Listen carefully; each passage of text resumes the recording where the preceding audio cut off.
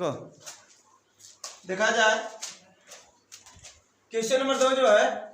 Question number 2 का पहला करा है f(x) बराबर x के लिए x 11 5 और 9, तो इनके बीच में संख्याएं क्या है, 5 और 9 के बीच में 5 6 7 8 है कि नहीं, और 9 तो पूरा संख्या का लिया जाए तो ये लोग संख्या है, दोनों के बीच में इतनी संख्या रहेंगी, ठीक ना। करा क्या ये संख्याएं, पहली बात तो ये जानो f(x) जो है एक पदी है, क्या है, एक पदी है। जब एक पदी है तो आप यही कह सकते हैं कि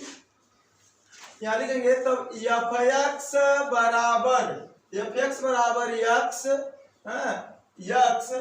के लिए बिंदु जो हमारा होगा, बिंदु क्या होगा, x बराबर क्या क्या लिख सकते हैं हम लोग, 5 लिख सकते हैं, 6 लिख सकते हैं, 7 लिख सकते हैं, 8 लिख सकते हैं बेटा, और 9 भी रहेगा साथ में, ये सब है कि नहीं। हाँ पर कि ये इतने बिंदु जो है न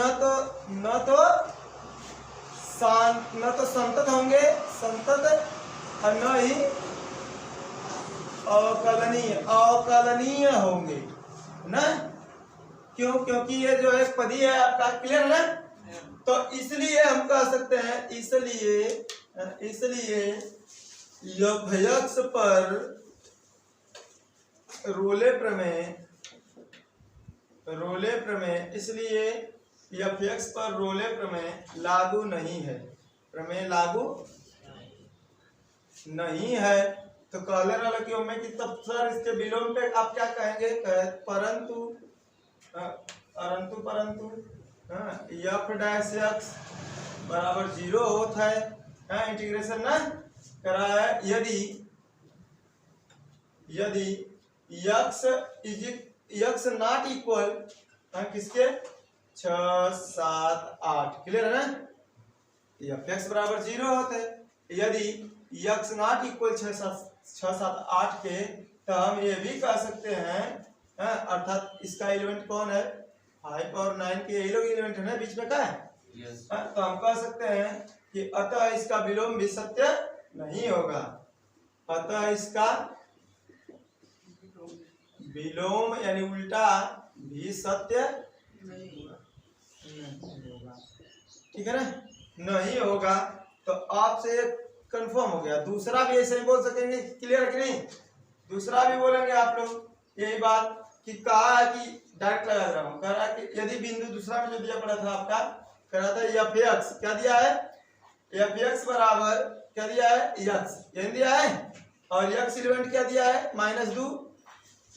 और 2 दिया है ना, अरे देखा था नहीं बोला, हाँ एक बीच में x बराबर कितना कितना जब -1 0 और 1 है, यह होंगे, पर न तो संतत होगा, पर न तो संतत और न ही अवकलन होगा, अवकलनीय, ठीक है, न ही अवकलनीय है। इसलिए ये सब थोड़ा याद कर देना थियरी लोग, इसलिए रोले प्रमेय लागू नहीं होगा, क्लियर है, रोले प्रमेय लागू नहीं होगा। हाँ, और तथा इसका विलोम भी सत्य कहते, तथा इसका विलोम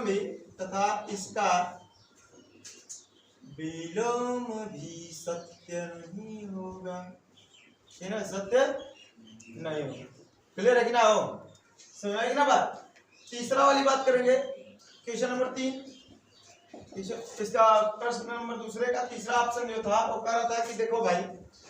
f(x) बराबर दिया पड़ा था आपका x² - 1, और बोला था कि x एलिमेंट किसके लिए बेटा,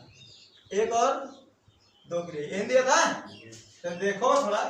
तो कहो सर एक बार f(1) बराबर लिख लाते हैं, 1 लिखा, 1 का स्क्वायर किया, 1 बराबर क्या हो गई, 1 - 1 बराबर 0 हो गया, पहला 0, और f(2) बराबर रखा, f(2) बराबर यहाँ 2 का स्क्वायर -1 बराबर 2, 1 2 दूना के 4 -1 बराबर 3 आ गए, ये दोनों बराबर आयल हो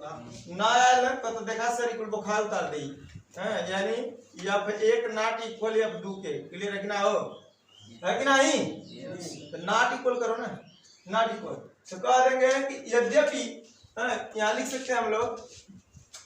तीसरा के लिए लिख दें, यद्यपि कह सकते हैं हम लोग कि यफ एक दो में संतत है तथा फलन इस पे अवकलनी भी है। जो यफ है वो क्या है, इस पे एक और दो पे क्या है, संतत है भाई, अवकलनी भी है। क्या है, अवकलनीय भी है। कहा है, ये अवकलनी भी है, संतत भी है। अवकलन ऐसे पहले के क्या देखा, अवकलन कर पौनी है ना, दो घात दो फलन। लेकिन लेकिन लेकिन परंतु अगला कंडीशन जो है, परंतु F1 नॉट इक्वल F2 कह के का कर दला रोले प्रमेय के लागू ना कर दे, ठीक है। F1 नॉट इक्वल F2 के इसलिए रोले प्रमेय लागू नहीं होगा ना, नहीं होगा। इसलिए इसका विलोम भी क्या होगा, विलोम भी सत्य नहीं होगा, सत्य नहीं होगा। इस सब तू लोग का जो है ना, इसमें समझ आएगी नहीं बात, ये सब तू लोग का जो है ना थियोरिकल है, ठीक है, याद कर लो, ठीक है ना, नोट करो जल्दी तड़ाक दे।